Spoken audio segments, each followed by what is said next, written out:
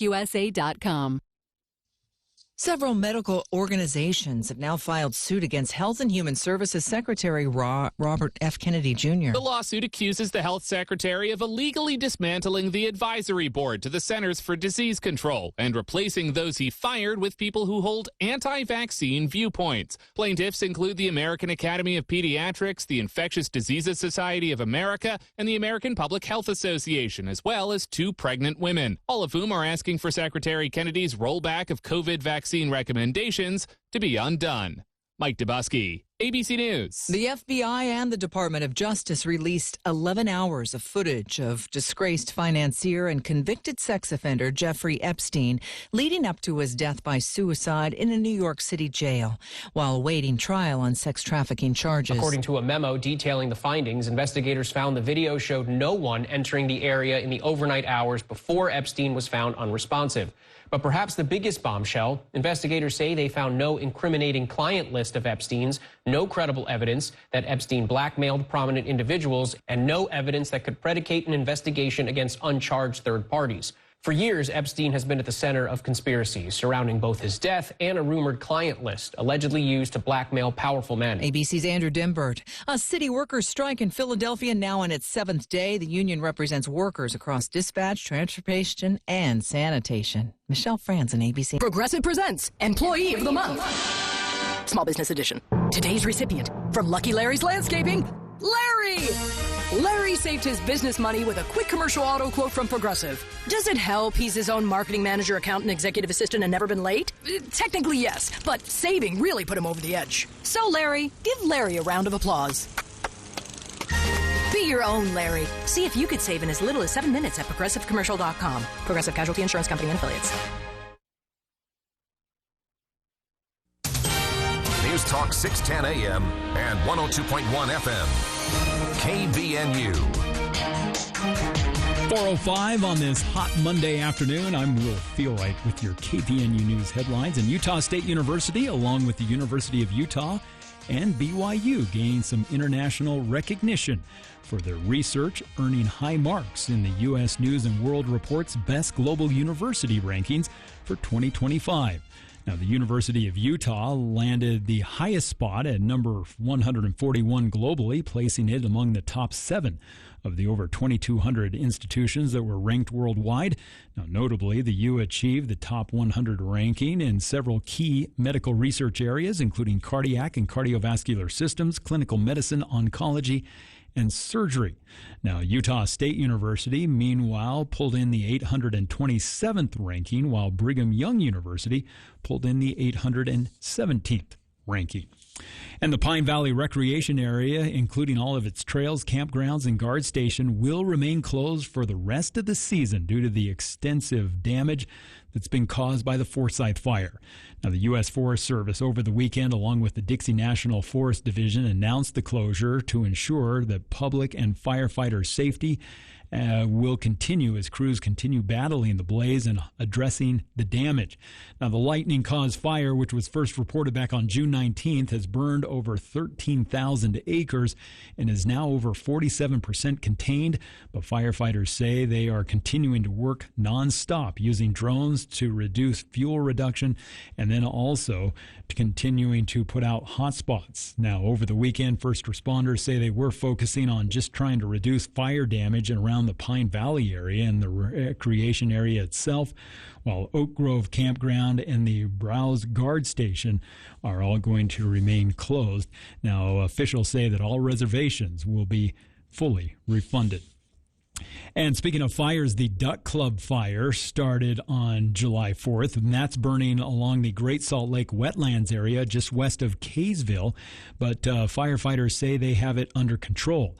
Now, officials with the Utah Fire Info said the blaze was sparked by lightning on July 4th. The fire was burning through phragmites along the lake's shoreline and was never threatening any structures. By Saturday morning, though, the firefighters had been able to make significant increases on containment. Now, the Duck Club fire was one of several blazes that ignited in the area on Independence Day. The Tabby 3 fire on Stansbury Island turned out to be a human-caused fire that burned about 40 acres and was later contained. And the elephant fire, which was burning on Antelope Island, ended up scorching 25 acres and also was under control within several hours. Well, we're going to see these hot temperatures, and of course that does lead to increased fire danger over the next several days. As we've been in the mid-90s today, tonight we're going to drop into the high 50s, be back into the mid-90s for tomorrow and Wednesday. Looks like it's going to remain clear all this week and dry.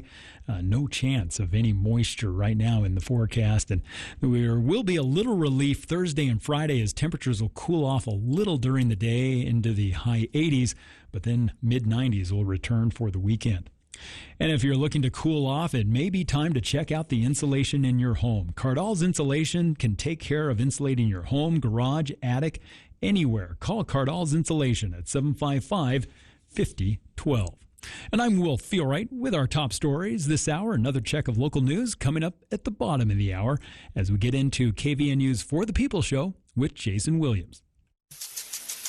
Feeling the heat? So is your lawn. Logan Extermination's Summer Back to Green treatment helps your grass bounce back from summer stress, starting at just $45 for up to 5,000 square feet. And bugs? Nope, not this July. Get Logan Extermination's Outside General Insect Spray, regularly $75, now just $60 for up to 2,000 square feet. Just mention this ad when you schedule. Call Logan Extermination at 752-8450. Online at loganextermination.net, a division of Anderson Seed and Garden. The latest news 24/7. News Talk KVNU 610 AM and 102.1 FM. At Mountain Valley Heating and Air Conditioning, Feel the Love is more than just heating and cooling. It means giving back. 5 complete HVAC systems will be donated to a deserving person or family. Feel the love and nominate that person or family in need at mtnvalleyhvac.com. Nominate prior to September 1st, 2025. See website for all details.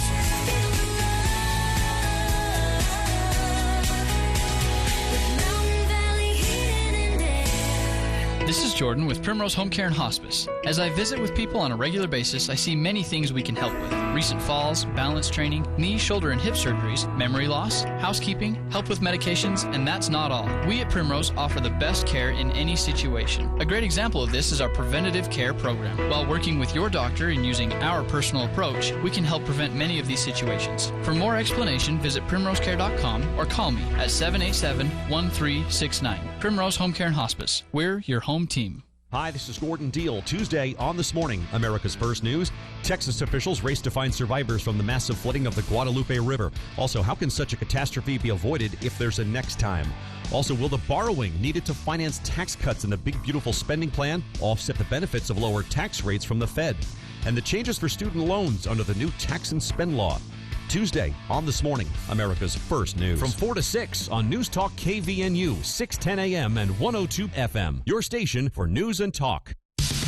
KVNU's For the People with Jason Williams and Bill Walter. And it is Utah known as the fraud capital of the world. Not because we have more people committing fraud, but because we have so many people falling for it. Going beneath the headlines and connecting you to the newsmakers. The radio is a great way to get the word out to a lot of people in an emergency. So we thank you for your help and being a partner with us. For the People on News Talk KVNU 610 AM, 102.1 FM, online at 610kvnu.com and on the KVNU mobile app.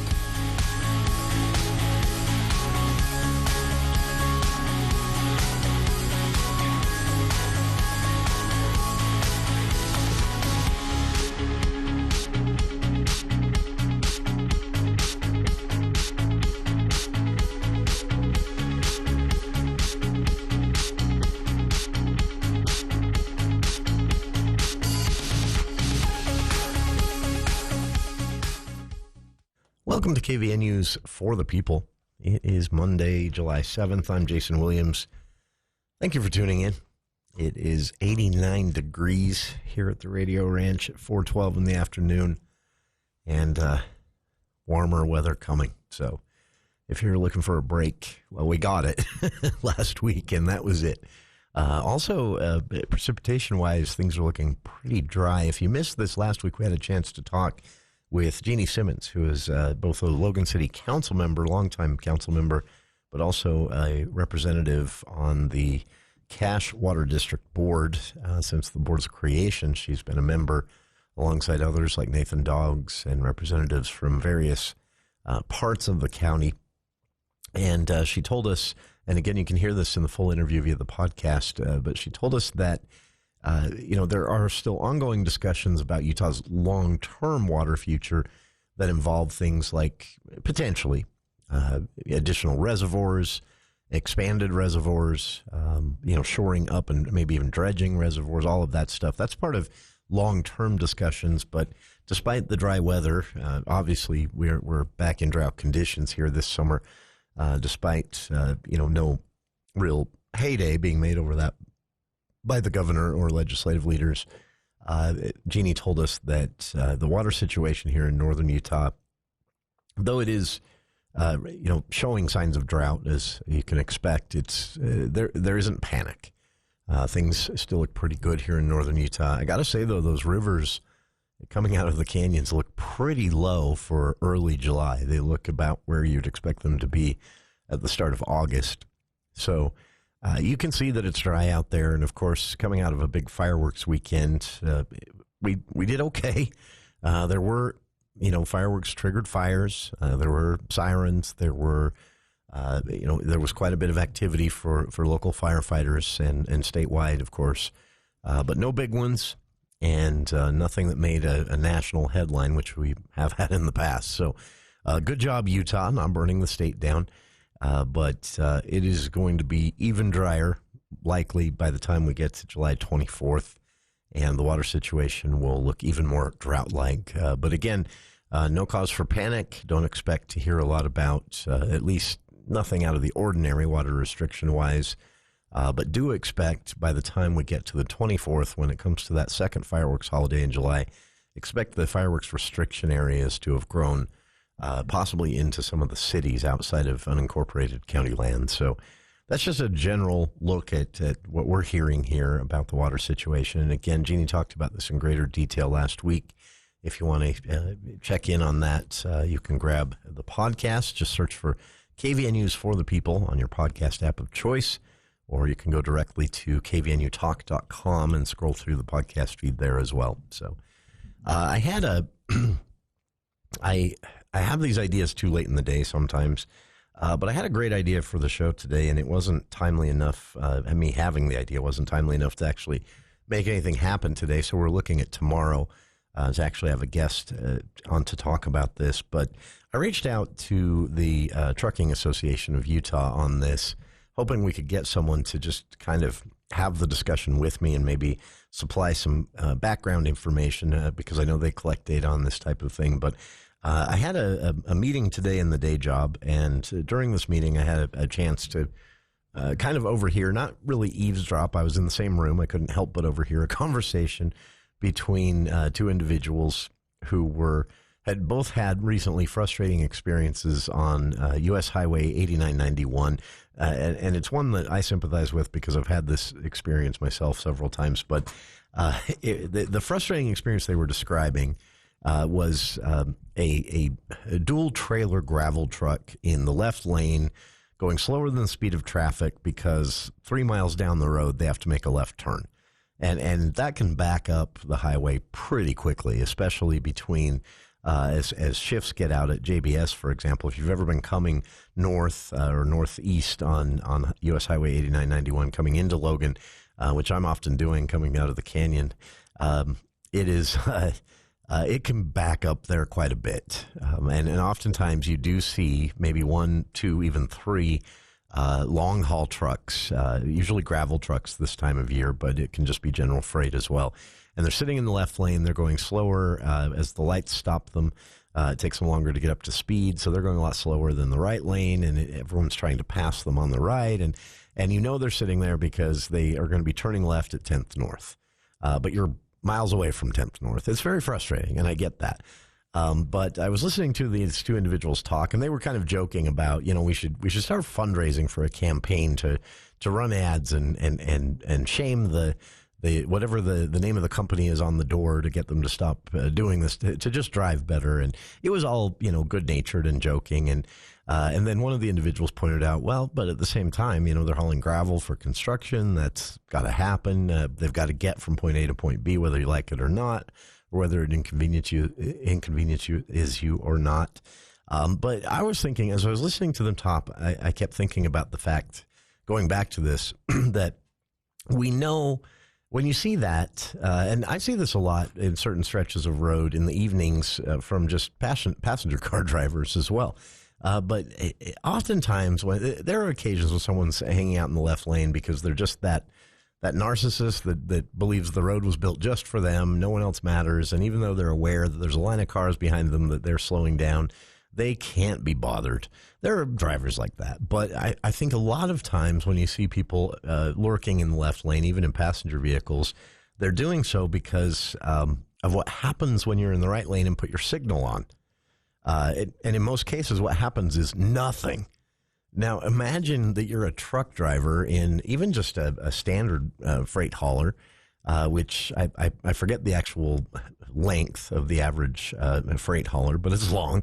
And now imagine you've got two trailers. You're in a dual trailer gravel haul, and you've got to turn left on 10th North. And the rules are, and that traffic flows better if you're in the right lane because you're going to be going slower, especially if you get stopped at some of those new lights headed into town.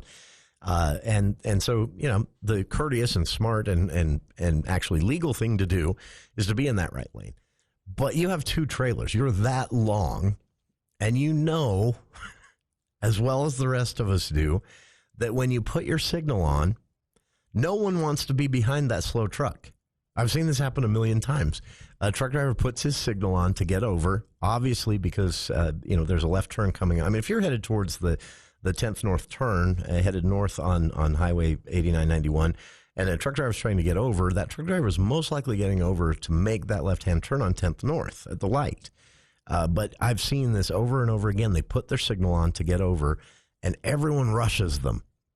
No one wants to let them over and be the first person stuck behind that slow-moving dual-trailer gravel truck. And so everyone tries to get past them, I guess assuming someone behind them will be the better driver and let them over because their signal's on. And so I guess you could say everyone's at fault here is the most accurate conclusion. But if you really think about this, I guarantee this, if more people, when they see someone put their signal on to get over, let them over, I guarantee we'd see less people, trucks, passenger cars, all of everyone involved. We would see fewer cars sitting in that left turn lane that don't need to be, or in that left lane that shouldn't be. I guarantee it. So I think we should try this experiment. This isn't to make apologies. I've seen bad truck driving. I've seen it. One time I have some family members who drove for a while, and I've been in the vehicle when there was bad truck driving. So I know it happens, not behind the wheel, but in the vehicle. It does happen. I've seen some really bad decisions, but I've seen a lot of bad decisions from general motorists in passenger cars as well. And really, if this is your frustration, and it has been for me, in fact, several times coming here to the station, I've walked in and that's been the thing on my mind, that it took me a lot longer than it needed to because there were so many people, freight haulers, gravel trucks, passenger cars, and everything in between, sitting in that left lane when they shouldn't have been. So traffic gets bottlenecked and frustrating. I get it. But I really think we need to talk about root causes here. And I tell you, if I'm a gravel hauler, if I'm working for LeGrand Johnson, any of these big companies, you see a lot of the trucks around the valley in construction season, and I've got two trailers, and I've got to make a left-hand turn lane, and I know full well that I'm almost going to have to come to a complete stop at a certain point in order to get a vehicle of that length over into the left lane to make that left-hand turn when I come up to the light. Yeah, I mean, at a certain point, I'm probably just going to get in the left-hand lane when I get the chance and stay there until my turn comes. So root causes. We are the root cause. I'm not saying it's right for the truck drivers to do this. I'm not saying that it's smart. I'm not saying that it's good for traffic flow. It's none of those things. But I've seen it a million times. Truck driver, even just a single trailer, traditional length freight hauler, puts their light on, left hand, trying to make a left hand merge into the lane, probably to make a left hand turn sometime soon, and they're in the right lane like they're supposed to be. At that point, I think the rest of us are the problem, because none of us let that truck driver in. None of us want to be the first vehicle stuck behind that slow-moving vehicle. So we see their signal come on and we think, I'm going to get around them quick before they come over. But so do the 25, 30 people behind you. And eventually that truck driver is stuck. And so, yeah, they get into the left lane sooner than they need to. And they sit there when they don't need to be there. But we're the cause. We'll be back with more of KVNU's For the People right after this. News Talk 610 AM, 102.1 FM, KVNU. Owning a business may be stressful, but insuring it doesn't have to be. This is Matt Robbins with Quality First Insurance. Our experienced agents have been in the industry for many years and understand the challenges you face. As an independent agency, we have access to multiple carriers, like Auto Owners Insurance, to ensure you get the policy that's right for your company. Let's give your business insurance a fresh look. Call us today, 435-752-0101. How is your drive to school? Let me tell you, I had to get my iced coffee first. I just can't seem to put it down. My favorite rapper just announced a tour. My phone was buzzing like crazy. I'm so excited. I had to text all my friends right then to talk about it. Then someone started calling me and... Let's try that again. I turned my phone off right away. I never drive distracted. Visit StopTextStopWrecks.org. A message brought to you by the National Highway Traffic Safety Administration, Project Yellow Light, and the Ad Council. In today's day and age, getting the right information in a timely manner is essential, especially when it's about what's going on in your own neighborhoods, in Logan and Hiram, in North Logan and Smithfield, in Providence and Millville, in Tremonton and Preston. Knowing the truth from trusted sources should be available to everyone in our community. Cache Valley Daily is committed to being your link to local news and sports. Know what's going on in your community.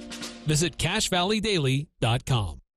Tuesday edition, Clay Travis, Buck Sexton Show will break down the latest on the ongoing tariff battles and what is transpiring there, plus the fallout from Netanyahu's visit with Trump, and a breakdown of what exactly happened in Butler, Pennsylvania nearly 1 year ago exactly. Celino Zito will join us for that as well. All that coming your way, Tuesday edition, Clay and Buck. 10 to 1 on News Talk KVNU, 102 FM at 610 AM.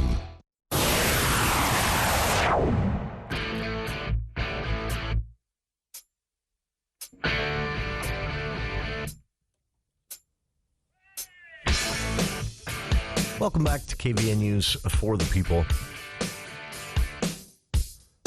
I mentioned at the start of the show that we did pretty good, fireworks and fire-wise. There were calls here in Cache Valley even. There was also a medical emergency that was affected by some pretty heavy traffic around fireworks shows and more. But overall, when it comes to not burning the state down, we were, for the most part, successful here in northern Utah. There was one incident, though, and I highlight this not because this is likely anyone listening right now might have known. It's just a reminder to be careful.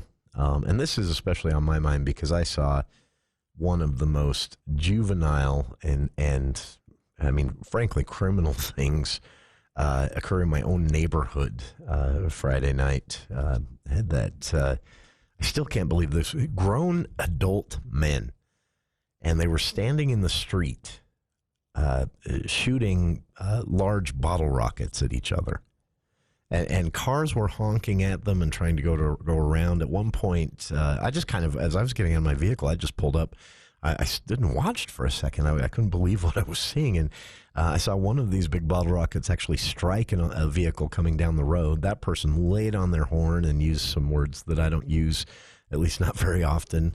And these two grown men ran giggling back into the front yard of this large gathering that was happening. I honestly, I was sort of shocked. I couldn't really react anyway. I just watched thinking, who are these? How do you get into your 30s and this is who you are still? Anyway, another one went down the road past one of the individuals that was the target. And that alone, let's just talk about how stupid that is in the first place, to shoot bottle rockets at each other. But they weren't hitting each other. They were missing, and then they would go somewhere else. And one of them I watched go down and explode under the porch canopy of a nearby house that where a little old woman lives alone. Imagine if that had started a fire in a rain gutter or something. I mean, just honestly, one of the most bizarre displays of human stupidity I've ever seen. And just two grown men giggling and running like, yeah. Don't be that person. Fireworks are fun, but that kind of behavior is what ruins it for the rest of us. And also, we all have secondhand embarrassment for you when we see you acting like that, with no regard for the neighbor's property or anything. That ran aside. An example of why we should all be careful actually played out early Sunday morning in Ogden, and a family lost a home over this. Severe damage caused to a home after it caught fire. The fire was caused by fireworks. Ogden police and fire said they were able to quickly confirm. And the fireworks in this area were actually prohibited because of a heightened fire risk. The location of this home basically meant they were in a restricted area. And fire officials they're still investigating the blaze. The investigation hasn't concluded, but Public Information Officer Michael Slater for the Ogden Fire Department said, we know how this started. The people behind it basically told us. And this led to 9 different homes were evacuated in the area. And keep in mind, this was, I think, 1, 2 in the morning. I know it was after midnight. Yeah, it was after midnight for sure. No exact time given, but sometime after midnight is when they got the call. And the home that burned sustained about $150,000 in damage, considered a complete loss. 2 other sheds that were actually part of adjacent property, so sheds that belonged to other homeowners, not the home at the center of all this, were burned, and the contents inside entirely destroyed. And the backyards of 3 homes lost their decks and patios to the fire. One resident who lived at the house that suffered the most extensive damage said that they're not going to be able to rebuild. Their home was a complete loss, and a GoFundMe has been set up to help the family rebuild. They were not, by the way, the ones lighting the fireworks. This was an open area on the mountainside above Maxwell Avenue in Ogden. If you're not familiar with Ogden, this is, I think, the foothills near the mouth of Millville or Providence Canyon, roughly. And the resident of the home that was a complete loss at this point said she heard fireworks, and they were at first far from her home, but then she noticed that they were getting closer, and then soon after that, she noticed a fire burning towards her home. So she was able to get her elderly mom, her sister, who lived there with them as well, and all their pets out, and while doing that, called 911, and though fireworks, again, are allowed in Ogden, they were restricted in this area, completely prohibited in the area where this was. And the fire burned about 6 acres of land, including, again, the backyards of 3 homes. 2 of the homes lost their deck and patio area to the fire, and a lot of vegetation in the yard. And fences, of course, were melted, vinyl and otherwise. And then 1 home, a complete loss. And they believe the home that was a complete loss, they believe the fire started on the roof of the structure. That fire was sparked by burning embers coming from what was basically a wildfire at that point, burning down the foothills towards the home. And there was a portion of the roof, they said, that extended to the attic area, or that covered the attic area, that caught fire. And again, the home was a complete loss. This family displaced. GoFundMe set up to help them raise funds to help them rebuild their home. There are photos in the Deseret News article about this that show basically the home that was completely torched, and then the damage to a hot tub as well went up in flames from one of the adjacent backyards. So one home a complete loss. 3 other homes, tens of thousands of dollars worth of damage to the backyard area. And, of course, firefighters were out fighting this throughout the rest of the night into about 10 a.m. Sunday morning in Ogden, in an area that was restricted. And again, this was just some people decided that it would be fun to go light some fireworks off in the area. Those individuals, the investigation hopefully will catch them, but they're gone, of course, and probably went home to their homes, which were nowhere near where they started the fire. But one family is now homeless, and 3 others looking at extensive damage and expense of repairs because somebody thought it would be fun to light some fireworks where they shouldn't have. There's no more stark reminder to the responsibility we all have to think about the personal property of our neighbors, and even if they're not our neighbors, those who live, in Utah in general. And it's easy enough to say, this is probably just kids. But again, what I saw 2 grown men doing in the street near my home on Friday night, I'm not so confident in just declaring this is just kids anymore. 2 grown men running and giggling after shooting bottle rockets into neighbors' yards and trees and everything, trying to hit each other, of all things. So fireworks are fun, and they can be enjoyed with complete safety as long as you're using some common sense.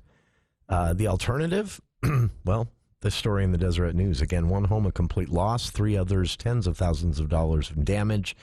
All of these people were minding their business and in bed, but this all happened to them because a handful of individuals decided it'd be fun to go light some fireworks in an area that they definitely should not have been doing that. And worse, those individuals who had to know they set the wildfire, they didn't call 911. They ran like cowards. We'll be back with more of For the People right after this look at the news with KVNU's Will Feel Right.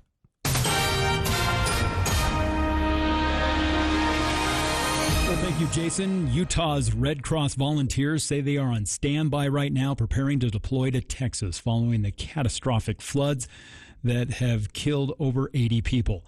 Now, Heidi Ruster, CEO of the American Red Cross's Utah-Nevada region, said the volunteers, including licensed mental health providers and spiritual workers, are all ready to leave within the next week. Now, the Red Cross is currently assessing where the needs are the greatest, and their initial focus right now is on supporting families who have lost loved ones. Now, the exact number of volunteers and the departure timeline still remains fluid as officials continue to evaluate the situation in Texas. Now, flash floods occurred on Friday early in the morning and caused the Guadalupe River to rise over 26 feet in just under an hour. Now, Ruster encourages Utahns here at home to help out by making monetary donations to the American Red Cross or by signing up to volunteer with the Red Cross. And a Perry couple is facing multiple felony charges accused of sexually abusing a minor and then attempting to destroy the evidence. Ryan Wood and Katie Wood were each charged last week with forcible sex abuse and other offenses. Now, according to charging documents, the couple allegedly invited an underage victim to their home back in May, provided them alcohol, and then sexually assaulted the victim while they were unconscious. Now, after the assault was reported, detectives found messages from the suspects confirming they intentionally intoxicated the victim so that they wouldn't remember the events.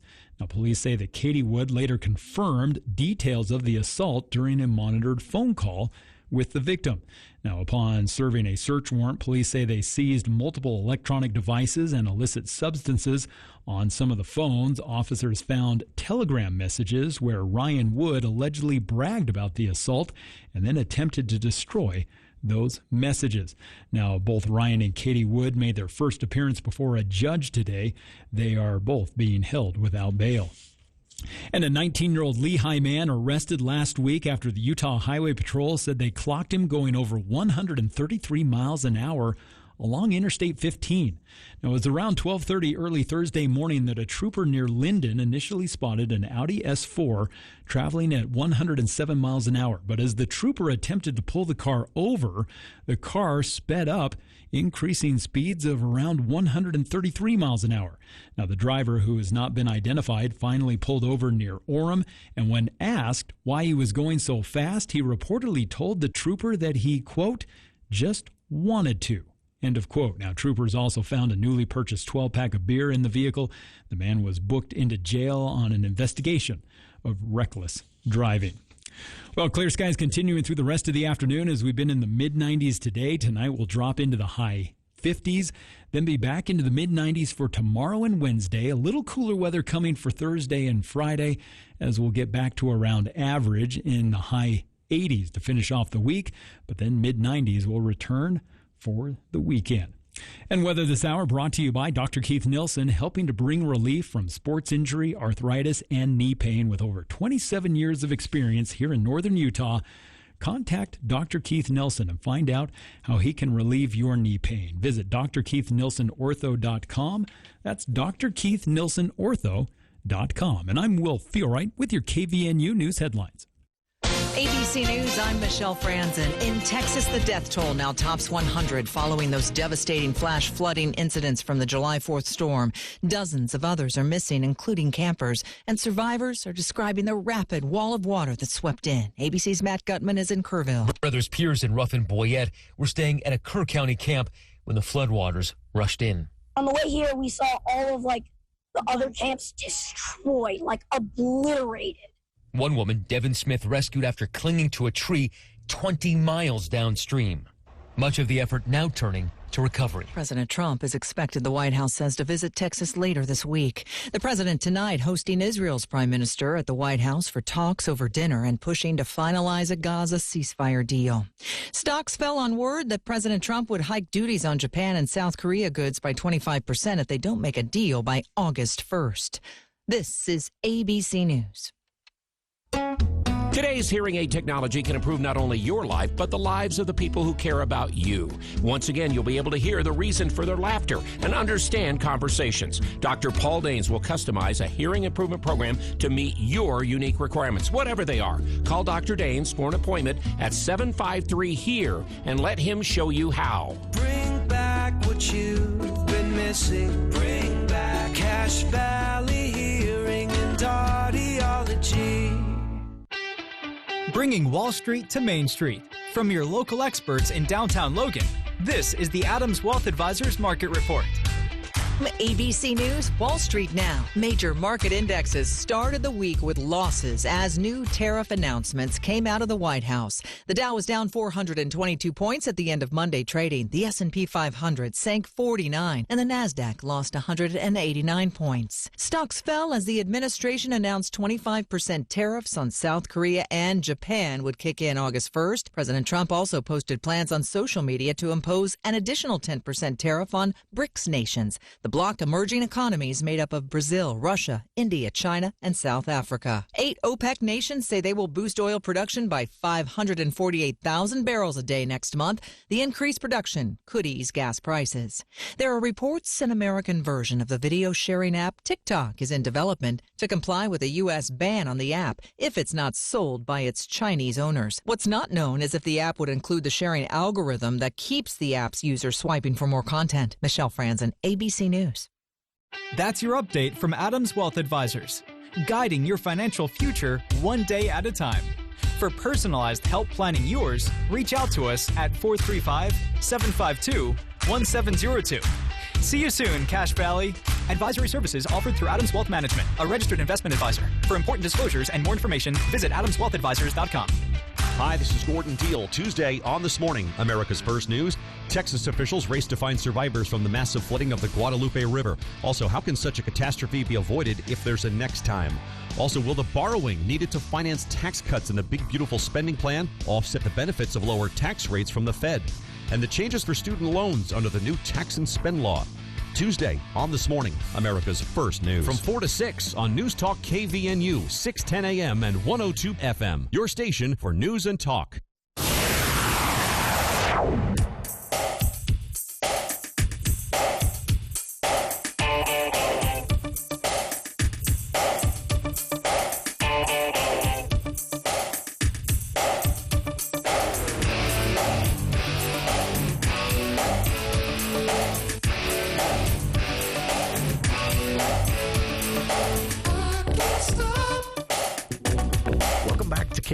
news for the people. Coming up, we'll have some tickets to give away to a Monkees tribute band that's going to be on the hills of Cherry Peak this week, Wednesday night, in fact. So we'll have some sets of tickets to give away on today's show and tomorrow. Stay tuned for instructions on how you can win those. And it's pretty easy. I'll ask a very difficult and almost impossible question, and then the first caller that can call in, go on air, and answer the question wins. We make it both hard and easy here as much as possible. So coming up later on in the show, a really great report for Utah generally on GDP, gross domestic product, the economy, basically. Now, we know that Utah has been, standing really solid when it comes to employment, number of jobs added each quarter, things like that. We also know that economies can't grow forever. They never do.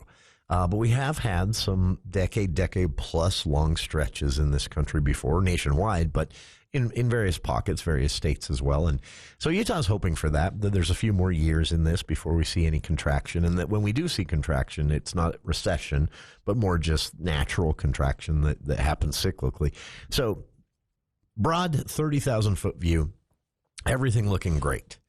The report, though, highlights some areas of concern for the future on a policy perspective, because, well, the short version of it is that one of the industries that is currently facing probably you've probably seen the headlines, the largest cut to Medicaid, SNAP, and similar social service or safety net programs in this recent bill passed in Washington, D.C., and now signed by President Trump.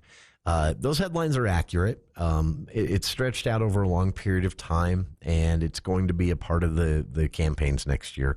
In fact, I saw something. Democrats are already running ads in swing states with vulnerable Republican House representatives on the Medicaid cuts. It's healthcare is one of those things that changes are risky because people tend to punish elected officials for change, whether it's cutting a program or beefing up a program. We saw that happen to Democrats after the passage of the Affordable Care Act, Obamacare, which has now become very popular. But remember, at the time, it cost Democrats their legislative majority in the very next cycle. And political scientists believe that part of this is people just don't want politicians meddling too much with health care, because it's important to them. So voters get skittish. And Republicans, I'm not a political scientist. I don't know if they're facing the same thing next year, but there's definitely concern about it. So this report today on GDP kind of rolls into the politics, public policy, and campaigning world a little bit, because in the report there are a top 5 industries listed. Basically, look at it this way. The top 5 industries that are keeping, for the most part, Utah's economy looking this good. And there should be no surprises here, but these are the rough top 3 of the top 5, because it does get into the weeds a little bit on the 4th and 5th one. But so the top 3 of the top 5, services, professional services. And that is a big, broad term, I know. Professional services can mean so many different things. But so one of the top 3 keeping Utah's economy robust is professional services. So the country at large has trended a lot more towards a professional services economy, but Utah really has. And that's served well for us. Now, professional services can be a lot of different things. Food services, retail services, call centers are a service. They fall into the service industry category, and there are a lot of those in Utah County. So that's a big part of it. Number 2, second most important to keeping Utah's GDP report looking this good, showing growth again. Now we're on our 7th year. And so the second one is real estate and, roughly home construction, because we're not just talking the home buying and selling side of real estate. In fact, the full report describes it further down outside of the title as real estate and development. And by development, they mean home construction, basically. And keep in mind, the reason these industries are in the top 3 of the top 5 is that they create a lot of jobs, and like Hill Air Force Base, they have a ripple effect. We've talked about this before, right? Hill Air Force Base, one of the reasons it's so important to northern Utah's economy is not just the federal funds that are pouring into a military base, of course, and creating a lot of jobs directly, but also all the people who work there who have a job either directly through the Pentagon or as private contractors contracted by the Pentagon, which I believe makes up the majority of people on the base each day. Those people all go out and buy gas and buy food and go grocery shopping and go buy clothes at retail shops. That's the ripple effect, right? Hospitals do the exact same thing. Healthcare clinics do the exact same thing. So number 3 in the top 3 industries that are keeping Utah's economy looking as good as it is, healthcare and social services. And again, these are the 2 that have been in the headlines the most at the federal level for pending cuts. And so there's a lot of question now on how does what happened at the federal level trickle down to the states. What does it mean if Utah loses a couple of rural health clinics or healthcare centers? What does it mean if hospitals start cutting staff because of the cuts to the Medicaid program, things like that? Now, nobody knows the answer right now, here in Utah at least. There are probably some informed and educated enough to make a good guess. But the discussion today, after this report came out, was more one that kind of illuminated some concern among lawmakers.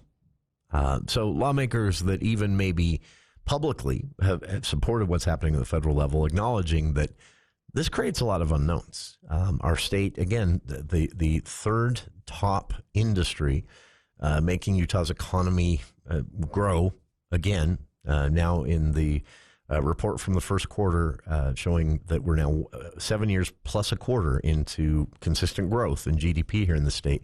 That's all good. You want that to happen. And if it stops or slows or shrinks, you want that shrinkage to be minuscule. But we've not seen shrinkage in 7 years and 1 quarter.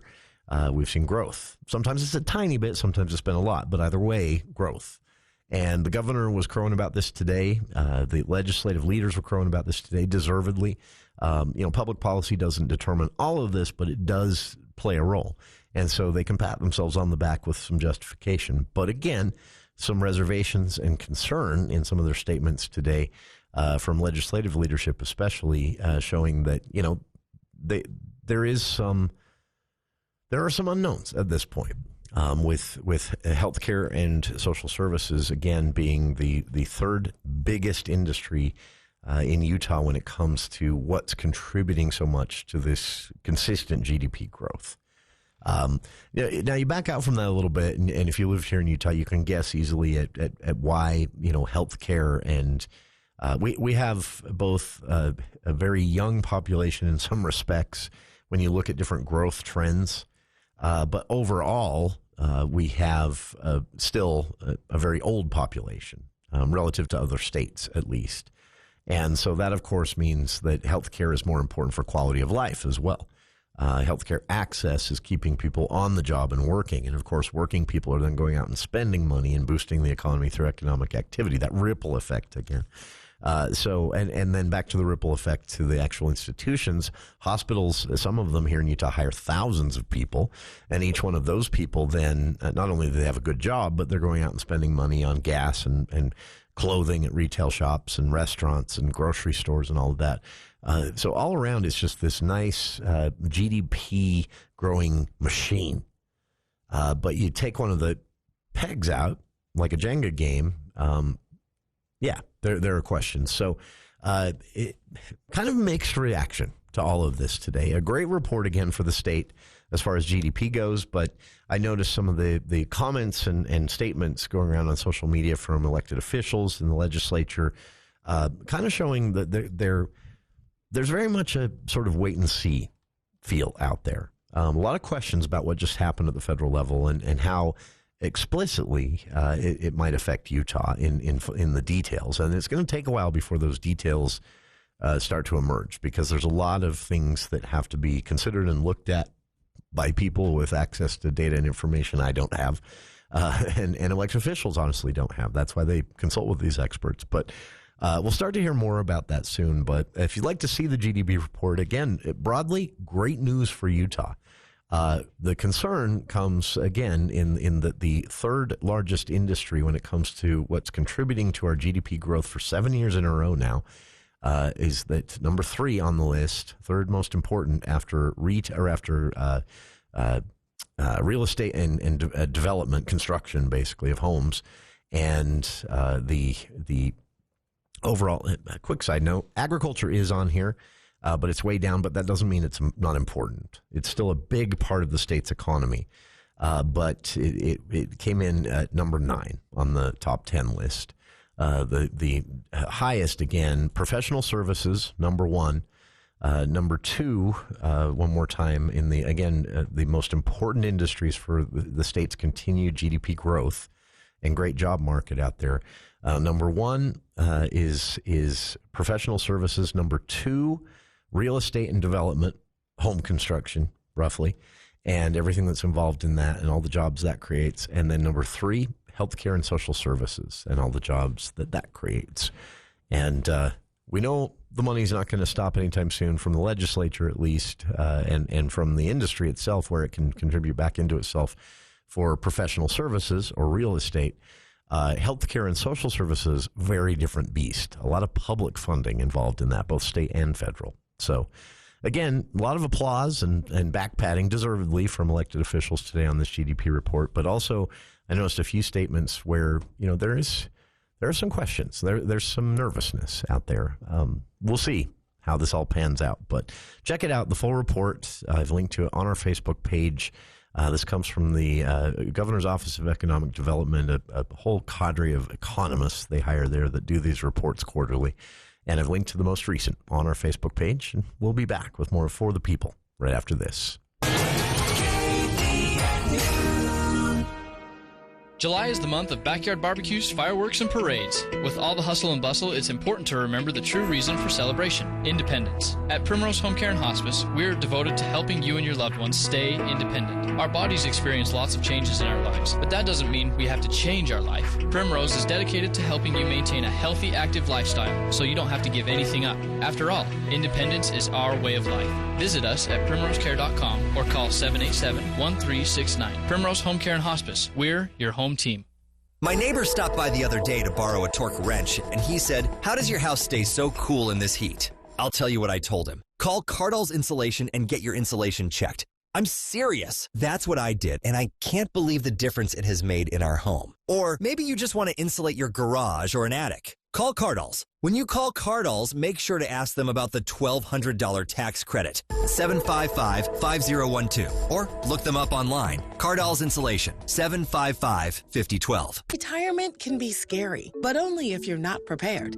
That's why AARP created thisispretirement.org. Because unless you've already retired, you're in pretirement, and you still have time to plan. Learn about retirement savings options, potential tax breaks, and how you can build savings over time. Visit thisispretirement.org for free resources to help you customize your action plan and feel the retirement fear disappear. Brought to you by AARP and the Ad Council. Tuesday edition, Clay Travis, Buck Sexton Show. Will break down the latest on the ongoing tariff battles and what is transpiring there, plus the fallout from Netanyahu's visit with Trump, and a breakdown of what exactly happened in Butler, Pennsylvania nearly 1 year ago exactly. Celino Zito will join us for that as well. All that coming your way. Tuesday edition, Clay and Buck. 10 to 1 on News Talk KVNU, 102 FM at 610 AM. Ladies and gentlemen, boys and girls, Pop Goes the World by Men Without Hats. Welcome back to KVNU's For the People.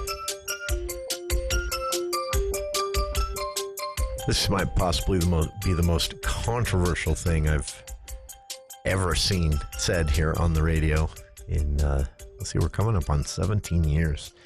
So mark your calendars. I'm going to get yelled at for this.